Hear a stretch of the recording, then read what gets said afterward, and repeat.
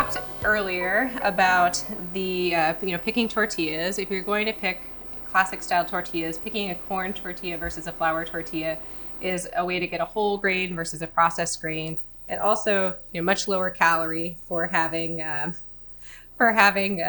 can have a couple of tacos that way. So when you take them out of the package, though, they're not done. They're not ready to go. So you want to have a hot pan, ideally cast iron or non-stick. Otherwise, they can tend to stick a bit.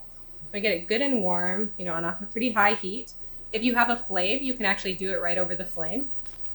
And so we're just going to put that directly on there. No oil or anything is needed.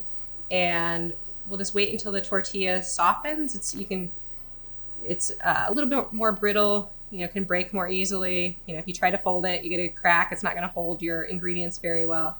With the heat, it's going to become more pliable and be much more likely to hold your ingredients. So, if you have what we call chefs call asbestos fingers, you could just do this with your fingers.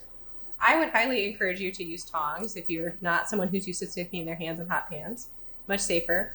If you're using a nonstick pan, make sure to use the silicone or coated tongs. You don't want to put metal on a nonstick pan. It will scrape up the coating. And so this one's about done. There's a few little brown spots that weren't there before on both sides. It's much more pliable. It doesn't break in the middle, so you can bend it and make a good taco. And this obviously takes a while to do multiple, so you want to take a towel and just fold it over. That will keep the moisture in there, will keep it from becoming brittle, keep it nice and warm so that you have enough time to make enough for your family or whoever's eating before you sit down to eat. So I'll just keep doing this and go through enough until we can all eat here and enjoy the fruits of our labor.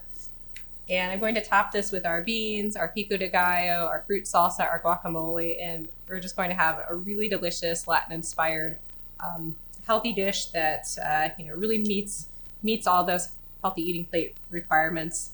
It'll be 100% plants, but if you wanted to, do the protein flip, you could also add little bits of other things in there as well if you're not doing entirely plant-based.